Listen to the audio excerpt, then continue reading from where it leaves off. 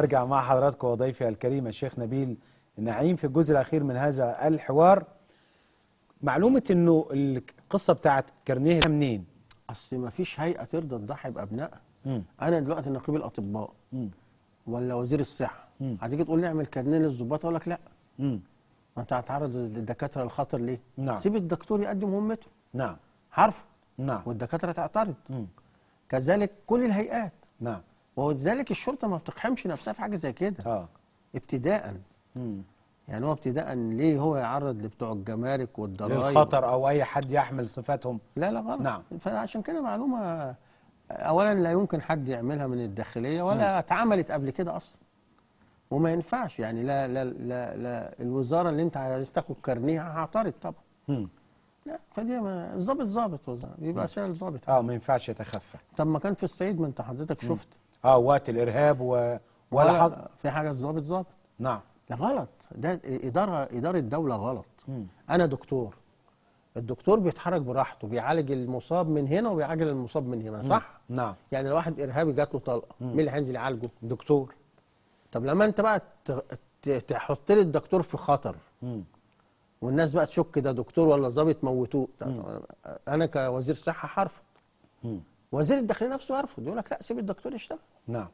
فدي معلومه ما اظنش انها صحيحه اطلاقا يعني. يعني لا اداره غلط، ما فيش دوله بتعمل كده اصلا.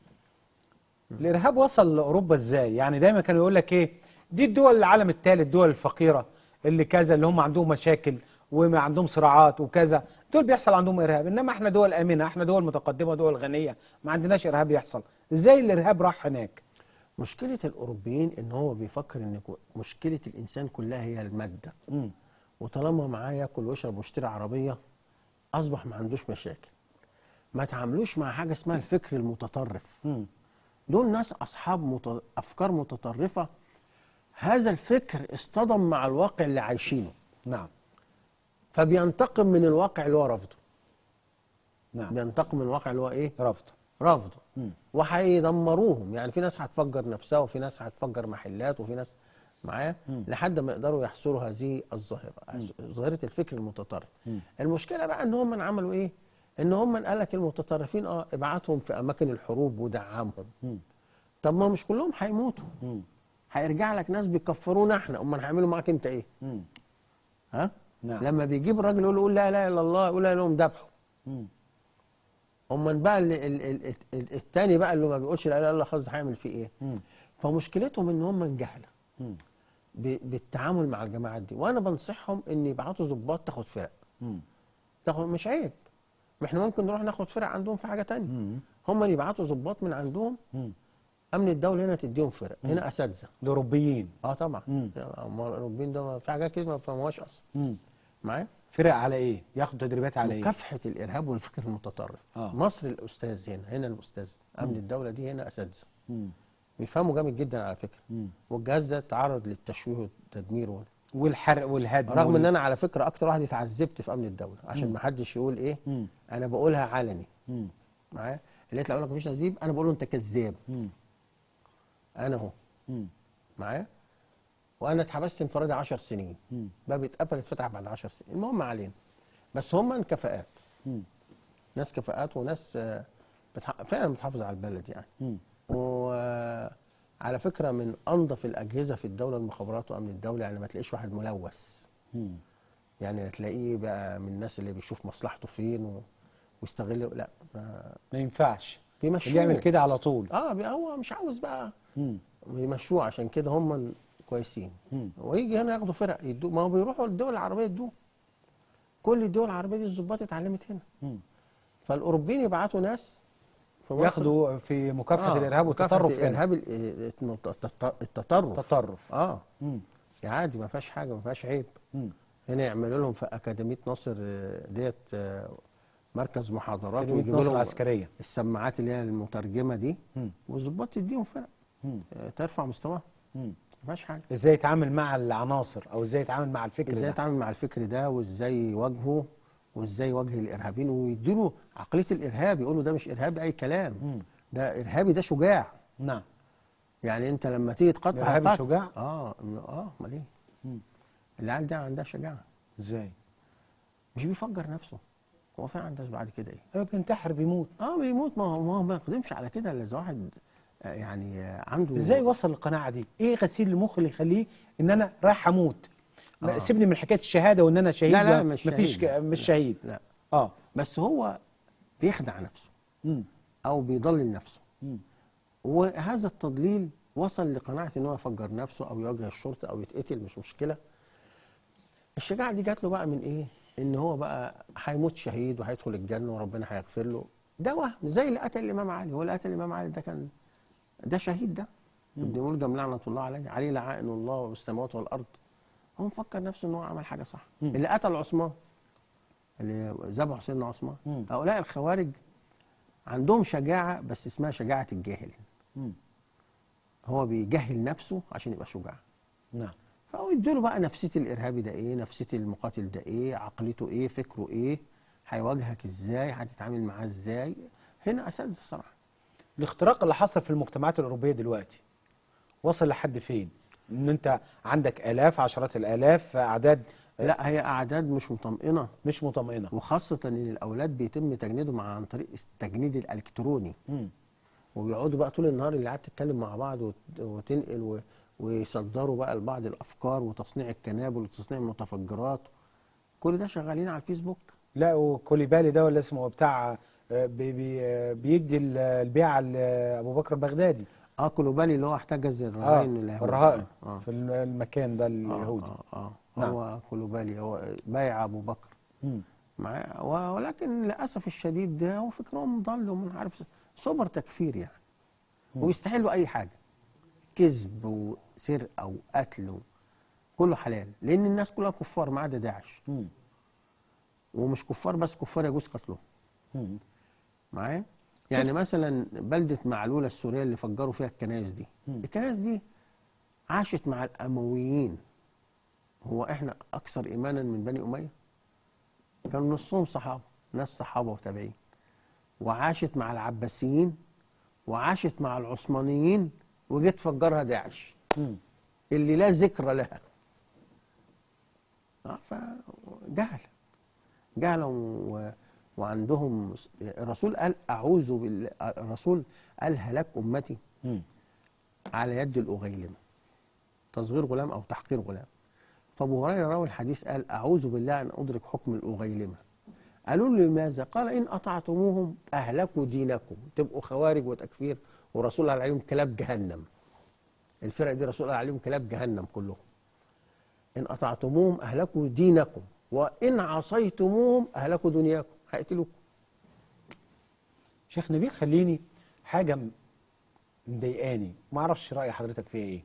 اوروبيين النهارده عندهم قوانين رهيبه جدا عملوها بعد 2001، رهيبه لمواجهه الارهاب. النهارده بعد الثلاثه دول اللي عملوا العمليات اياها، بدأوا هيغيروا قوانين كمان اشد القسوه. قوانين خاصه بالسفر، خاصه بالمراقبه، خاصه بالتليفونات، خاصه بمواقع الانترنت. كل الكلام ده قال لك ممكن نقفل اي حاجه في سبيل. ومعمول في امريكا من زمان، من ايام 11 سبتمبر. احنا النهارده ما عندناش قانون للارهاب لحد دلوقتي. هو احنا عندنا حزمه قوانين كلها بتضرب في بعض. يعني هات اي واحد دخله في قضيه، لو عنده محامي شاطر هيطلعه منها. ليه كل القوانين بتخبط في بعض؟ عايزين اعاده منظومه عارف ابو حمزه المصري مصر خد مدى الحياه في امريكا في خطبتين ولا عمل اي حاجه. ناس خطفوا بريطانيين في اليمن، قال انا مؤيد الخطف، خد مدى الحياه. بس كان ابنه معاهم. طب هو ماله من ابنه؟ ماله من ابنه؟ بس هو ايد العمليه. ايدها. نعم. خد فيها مدى الحياه. واقل من كده الولد ممسوك معاه حرز مسدس، خد 30 سنه سجن. حرز مسدس؟ وامريكا فيها سلاح كتير. اللي هو ضرب ضرب بتاع كاخ ده، حركه كاخ. واخد بالك؟ قال لك هو ما اتحاسبش على ضرب كاخ، اتحاسب على المسدس 30 سنه. معايا؟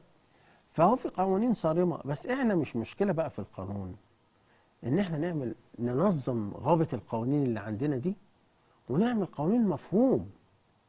ما انت برضه لازم تفهم الناس، لو عملت كذا هتاخد كذا. معايا؟ ان الاولاد دلوقتي بيروحوا الاخوان بيدوهم فلوس يدخلوا السجن، يلاقي نفسه قعد 15 سنه، يقعد يعيط بقى جوه في السجن بقى. ما هو بعد ما دخل مش هيسالوا فيه. لا، ده في ناس بتقول لك خرجوهم كمان. يقول لك ازاي ده دول الشباب، وازاي الشباب يدخل السجن؟ الشباب يبقى مكانه بره، مكانه الجامعه لا وكذا، لا، ما ملوش هو اللي علاقه. عمل الجريمه دوت اه هي هتتحاسب على جريمته.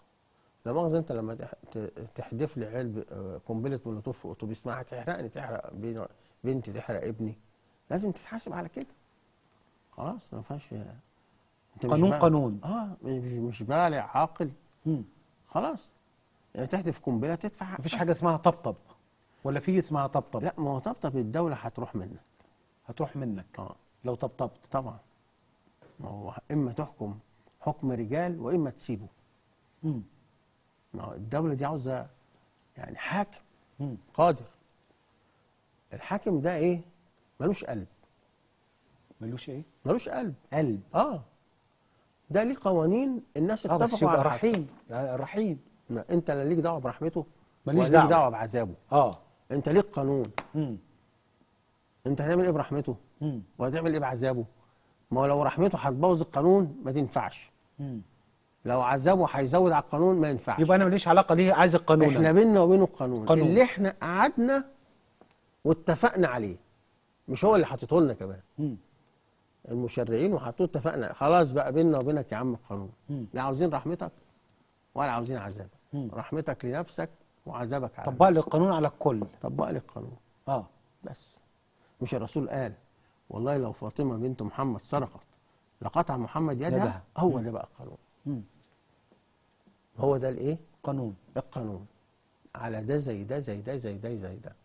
انما تحابي ناس وتقول بس معلش اصل يعني انا عندي رحمه. لا يا اخويا، الرحمه دي جات علينا احنا بالخراب، مش عاوزينها. مش عايز الرحمه. لا، طبق القانون. انت مالك ومال الرحمه؟ هتعمل بيها الرحمه؟ ما الرحمه ما دي هتبوظ القانون،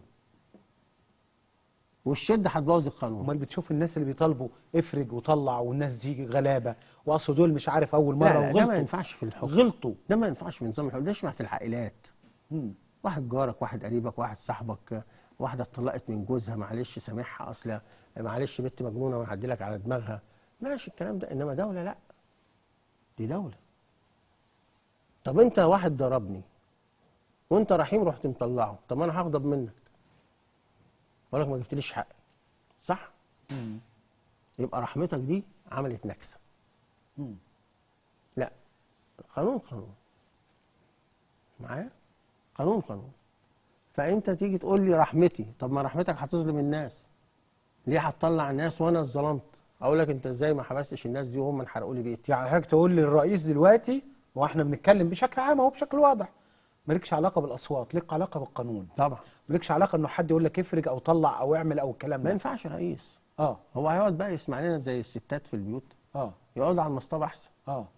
يقعد بقى على المصطبه كده ويجيب شويه ناس، معلش يا معلم وحقك عليا واخد بالك؟ ده مش رئيس. لا، ما لكن يعرفش. رئيس. تبقى ده شيخ قبيله. اه.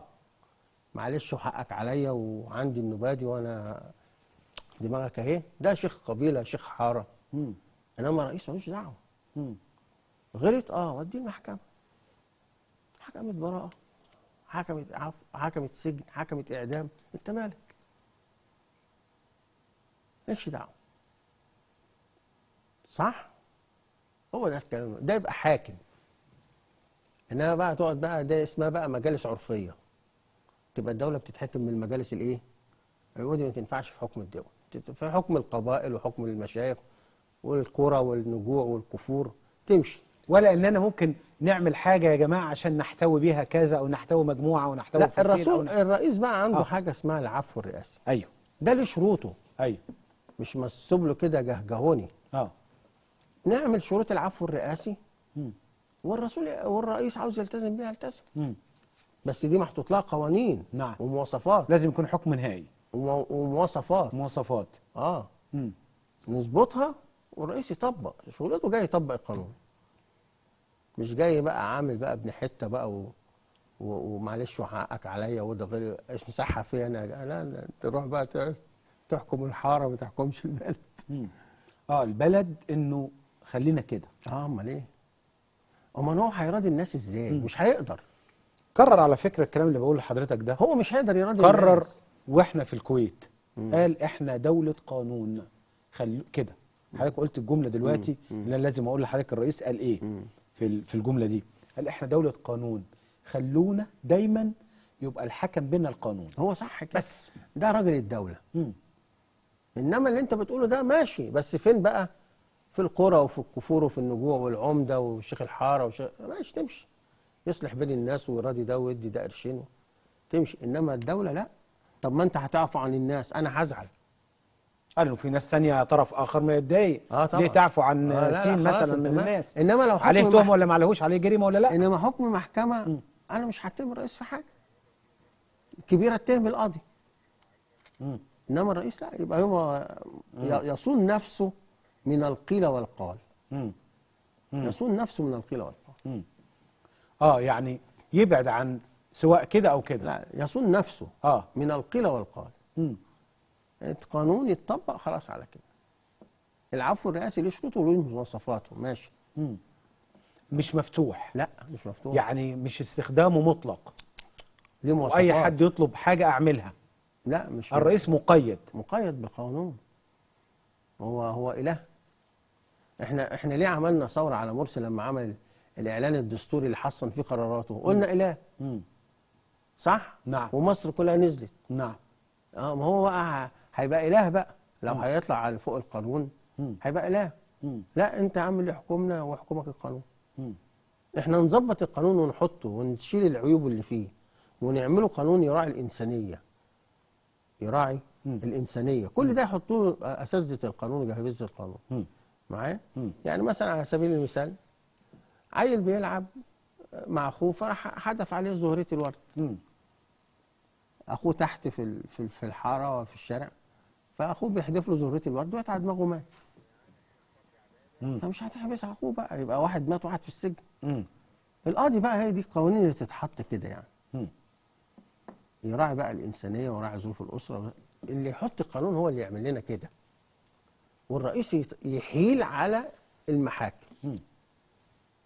ملوش دعوه. حضرتك كده قولا واحدا تغلي يد الرئيس طالما احنا دولة قانون وهو ملتزم بده وهو قال ده. لازم. يبقى الناس تبطل الصوصوة كل شوية. لا، ما هو لو ما عملش كده البلد مش هتمشي. وهتبوظ وهتفلت منه وما يبقاش حاكم. مش هيعرف. طيب خلينا معانا الشيخ صبري عبادة وكيل وزارة الأوقاف. شيخ صبري تحياتي لحضرتك. مرحبا، اهلا استاذ احمد، اهلا وسهلا. معايا الشيخ نبيل نعيم طبعا. سلم عليك كتير. بيسلم نعم. على حضرتك. كنت من شوية بنتكلم مع الشيخ نبيل حول بعض الأفراد في التيار السلفي إنهم اتكلموا على زيارة الرئيس للكاتدرائية وقالوا إنها نقطة سوداء، إزاي يروح يزور الإخوة الأقباط ويهنيهم بعيد الميلاد. نعم. الحمد لله رب العالمين والصلاة والسلام على رسول الله. أولا أنا برحب بالدكتور أو الأستاذ نبيل نعيم صاحب الفكر المستنير والوسطي. ثم نقول لهؤلاء أصحاب الألسنة الباطلة الذين أرادوا من هذه الكلمة إظهار لون العداء وإظهار أنهم أوصياء على الدين الإسلامي في إظهار زيارة السيد رئيس الجمهورية إلى جمهورية مصر إلى الكنيسة الكاتدرائية. قلتها وأقولها أنها أول خطوة في تجديد الخطاب الديني الصحيح، وأن الرئيس السيسي الذي راح بما لديه من إيمان عميق وتربية صحيحة للإسلام ليهنئ الإخوة المسيحيين في الكاتدرائية، ليقول للدنيا هذا هو الإسلام، وأن ما يتلفظ به هؤلاء ليس له صلة بالإسلام. ونعود إلى التاريخ وإلى العلم الإسلامي الصحيح الذي أصلته الكتب التراث التي نريد تنقيحها الآن، أن الإسلام هو الذي حمى المسيحيين في فتح مصر المحروسة أيام أن كانت مصر محتلة من الرومان، مع أنهم أبناء دين واحد، ولكنهم استطاعوا أن يقفوا مع الأقباط ومع المسلمين في محاربة الغزو الروماني لتوضيح صورة حقيقية للإسلام الوسطي الذي يحمي الأقليات. ونقول للدنيا بأسرها أن الإسلام ما دخل معركة باسم الدين، ولكنه دخل كل المعارك من أجل حفظ حقوق الآخرين وحماية المعتقدات. وها هو عمرو بن العاص منذ 1400 عام يعيد بطريق الكنيسة بنيامين إلى كرسيه، وها هو الرئيس المؤمن عبد الفتاح السيسي يذهب إلى الكنيسة الكاتدرائية ليقدم التهنئة للمسيحيين. بين هذه الفترة الزمنية والواقع الحالي صورة حقيقية لسماحة الإسلام، وهذا أبلغ تعبير يقدمه الأزهر الشريف والقيادة السياسية على أن هذه الفتاوى لا قيمة لها، وأنها لا أصل لها في الدين، وأن الرسول صلى الله عليه وسلم تعامل مع أصحاب الديانات الأخرى تعامل الإنسانية، ووضع وثيقة نصارى نجران إلى الأمة وإلى الأمم بأسرها أنه ضمن لهم الحماية، وضمن لهم حماية ليست حماية جسدية وفقط، ولكن ضمن الحماية على معتقداتهم، وضمن الحماية لصلبانهم وكنائسهم، ليصدر للعالم بأسره في هذه الحقبة الزمنية التي اتخذ الدين شعار لإراقة الدماء. إنما بعثت لأتمم مكارم الأخلاق، إنما أنا رحمة مهداة، وكل عام وأنتم بخير. شيخ صبري، الكلام الخاص من بعض أفراد في التيار السلفي بيرجعني ل 2013، كان عيد القيامة، ووقتها كان عبد الرحمن البر اللي هو مفتي جماعة الإخوان الإرهابية قال لك لا، محرم إن احنا نروح، احنا ما نروحش نهنيهم. نفس الكلام بالظبط بيفكرني، يعني الرابط واحد ولا حضرتك بتشوف ايه الموضوع؟ الرابط واحد بلا شك، لكن هذا الرابط بالنسبة للتيار الإسلامي المتشدد، وأنا قلت منذ نعومة أظافري أن جماعة الإخوان هي المدرسة التي خرجت كل التيارات المتشددة. ونقول لعبد الرحمن البر وكل من يؤمن بهذا الفكر المتشدد: أين أنتم من إباحة القرآن لطعام أهل الكتاب؟ أين أنتم من إباحة جواز القرآن للزواج من الكتابيات؟ وأن أهل الفقه وعلماء الفقه الإسلامي ألزموا الزوج الذي يتزوج الكتابية أن يذهب معها إلى دار عبادتها حتى تؤدي عبادتها ولا يسيطر عليها في معتقداتها. أين أنتم من التعامل المادي والبيع والشراء الذي نقوله للدنيا بأسرها أنه مات ودرعه مرهون عند يهودي؟ ولم يسكت الإسلام عند أهل الكتاب وفقط، ولكن فيما أورده البخاري أو الكتب الصحاح عن سيدنا عبد الرحمن بن عوف من عندما سأل سيدنا عمر مجلس الشورى الصحابي عن تعامل الديانات الوضعية، التعامل مع الديانات الوضعية، فقال سيدنا عبد الرحمن بن عوف رضي الله عنه: أشهد الله عز وجل أن رسول الله صلى الله عليه وسلم قال: سنوا فيهم سنة أهل الكتاب.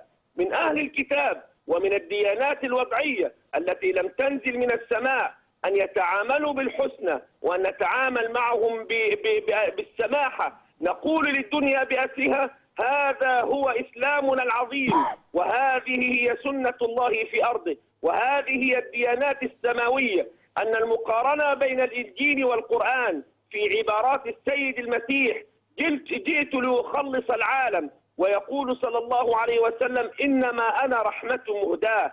ولما عرضت المرأة المخطئة على الحواريين على أنها خاطئة، فقال السيد المسيح صلى الله عليه وسلم: من كان منكم بلا خطيئة فليرمها بحجر. ويقول المصطفى صلى الله عليه وسلم: كل ابن آدم خطاء، خير الخطائين التوابون. من هذه الكلمات النبوية ومن القرآن العظيم الذي قال: خذ العفو وأمر بالعرف وأعرض عن الجاهلين، أن تصل من قطعك وأن تعطي من حرمك. ويقول السيد المسيح في الإنجيل الكريم، يقول: طوبى لصانع السلام، من ضربك على خدك فاعطيه الآخر، ومن أخذ ثوبك فلا تمنعه رداءك، ومن سألك فلا بد وأن تعطيه. أي أن الديانات السماوية جاءت ليتعامل الناس بالحسنى ولنتعايش، ونقول للمختلفين ونقول لأصحاب العقول الضعيفة: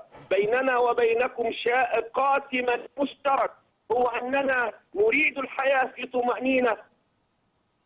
شيخ صبري نعم. اتفضل اتفضل اتفضل.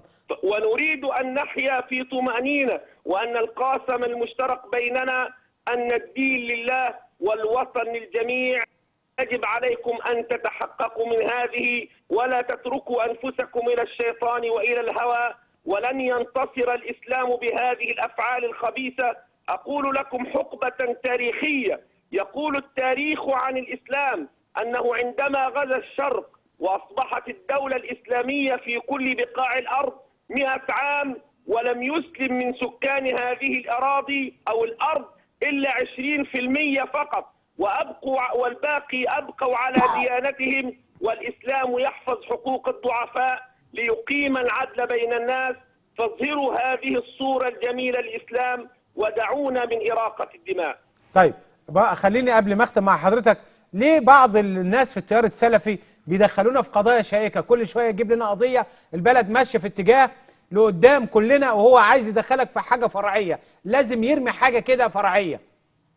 التيار الإسلامي الذي ليس لديه علم وليس لديه ثمة تجارة رابحة أفضل من الدين، ولا وجود لهم على أرض الواقع إلا من خلال تأديج الحياة وإذاعة الرعب في وسط قلوب الناس. فشلوا في كل القطاعات، وفشلوا حتى في التعليم، وحرموا حتى الطيبات التي أحلها الله للناس. وهذه اسمها فتاوى موسمية مع كل نسمات الربيع ونسمات الأعياد والمحبة التي يريد أن يتنسمها الإنسان. تخرج هذه الأفواه القذرة التي لا تعرف معنى الرحمة ولا تعرف معنى الود لتصدر الإسلام تصديرا مشينا بفتاوى لا أصل لها في الدين، ولكن الأصل الأصيل في الإسلام هو الرحمة والسماحة، وأن هذه الفتاوى لن تبلغ مراد أحد، ولكن الله هو الذي يحفظ هذا الدين. بشكرك شكرا جزيلا الشيخ صبري عبادة، وكيل وزارة الأوقاف. جزاه الله خيرا. وسيدنا عمر لما فتح القدس جه أذان الظهر، فالقساوسة فرشوا له عشان يصلي، فصلى بره الكنيسة. قال حتى لا يأتي المسلمين بعدي ويقولوا هنا صلى عمر ويأخذوا منكم الكنيسة. يعني شوف نظرته، قال لهم لا خلي الكنيسة بتاعتكم أحسن يجي ناس بقى إيه دواعش ولا حاجة يطلعوا بعد كده يقول لك إيه ده عمر صلى هنا نقلبها مسجد، فسابها لهم حافظ لهم عليها. شايف الإخوان في البرلمان الجاي إيه؟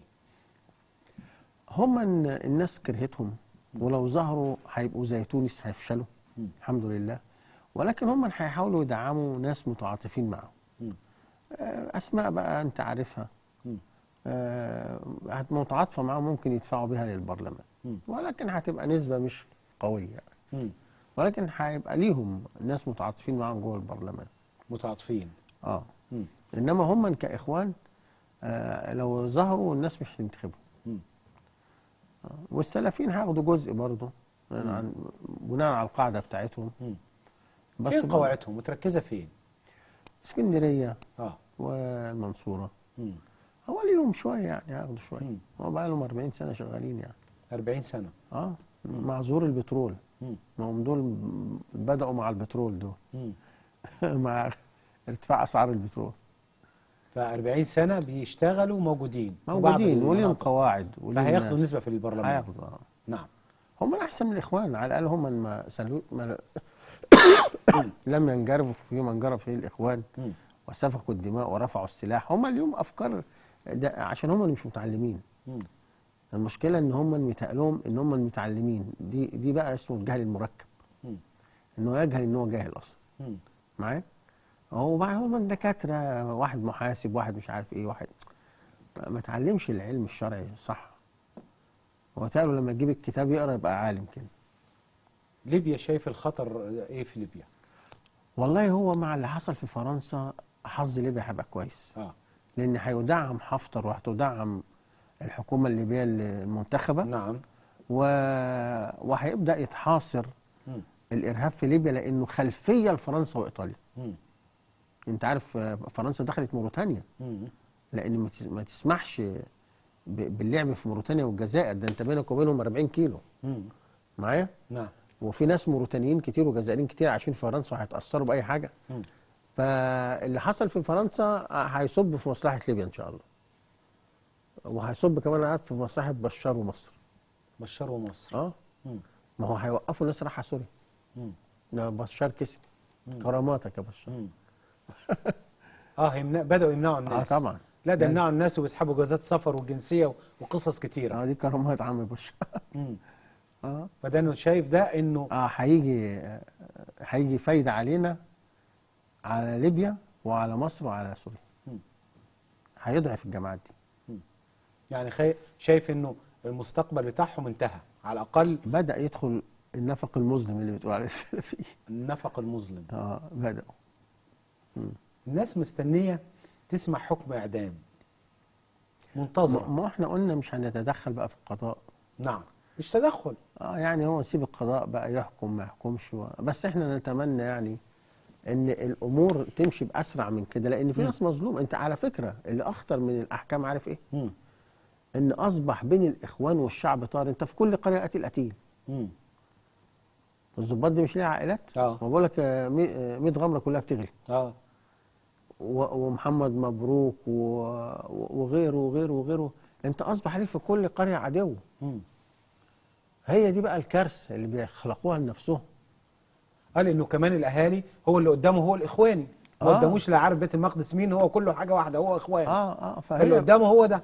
فهي بقى عندهم عداوات مع عائلات كتيره ومع اسر كتيره. دي مشكله. وبعدين مش هينتصروا، الاخوان متاكدين مش هينتصروا. هينتصر نروح فين؟ ما انت كنت في الرئاسه، جابوك من قفاك حطوك في السجن. اما تدخل السجن هترجع رئيس تاني؟ ازاي يعني؟ معايا؟ يعني انت مش هتنتصر، انت كنت رئيس، الشعب جابك من قفاك وحطك في السجن، هترجع رئيس ازاي؟ انتهى، مش راجع تاني، انتهى. ارجع يروح فين يا عم؟ ده لو ما اتعدمش يبقى كويس. معايا؟ فهو مش هينتصر. طب هو بيعمل كده ليه بقى؟ ما جالوش الاوامر بيوقف العمليات. لان زي ما قالوا كده عاوزين يخنقوا مصر. مش السيسي. ايه السيسي؟ ممكن السيسي يموت بكره عمره. الهدف مش من السيسي، الهدف مصر. راجل عامل تنميه، لا نضربه. راجل هيخلي البلد تتنطر. نعم. لا ده احنا عاوزين مصر دي تفضل شحاته تفضل زي ما هي كده، وتفضل تمد ايديها لدولة صندوق النقد الدولي. انا نفسي يرفضوا التفاوض مع صندوق النقد الدولي. لان دي ادوات الاستعمار الحديث على فكره. صندوق النقد الدولي والبنك الدولي. دي اسمها ادوات الاستعمار الحديث. اللي هو بقى الجيل الرابع والخامس من الحروب. يدينك يدينك يدينك يدينك لحد ما يقسم لك البلد دي. معايا؟ فاللي عاوز اقول لحضرتك ان هو الهدف محاصرة الدولة، ضرب التنمية الشعب. اصل مصر دي لو صحيت عملاق. انت ما تبصش لمصر. مصر حدودها فين؟ الكويت والمغرب. كل الامه دي هتنهض. والملك عبد العزيز قال لاولاده كده، قال قبل ما يموت قال لهم اذا اردتم ان تعرفوا عافيه العرب ومرضها انظروا الى مصر. عاوزين تشوفوا العرب في عافيه، في عزه وكرامه ولا في مرض؟ شوفوا مصر. عبد العزيز آل سعود معايا، رغم ان محمد علي باشا قضى على الحركه بتاعتهم الاولانيه بتاعت محمد بن سعود معايا، ومع ذلك قال اذا اردتم ان تنظروا الى عافيه العرب ومرضها فانظروا الى مصر. عبد العزيز آل سعود، دي من كلماته المأثوره معايا. اشكرك. الله يخليك يا حبيبي، شرفتني. الله يحفظك. اشكرك. احنا بنعزك كلنا، مصر كلها بتعزك. ربنا يخليك والله يعني. اشكرك شيخ نبيل. الله يحفظك يا حبيبي ويبارك فيك. بشكر حضراتكم شكرا جزيلا. بكره ان شاء الله هيكون ضيفي اللواء محمود خلف. اللواء محمود خلف خبير الاستراتيجي. هنتكلم طبعا عن كلام النهارده مع الفريق اول صدقي صبحي في كلامه واتصاله التليفوني مع وزير الدفاع الفرنسي، وقال له انه الجيش المصري على استعداد انه يتواجد وانه موجود ويحارب الارهاب في اي مكان، انه الجيش المصري جاهز. هنتكلم كمان عن ليبيا، هنتكلم على العمليات الارهابيه، هنتكلم على اللي بيجرى في اماكن عديده حول العالم. تصبحوا على الف خير.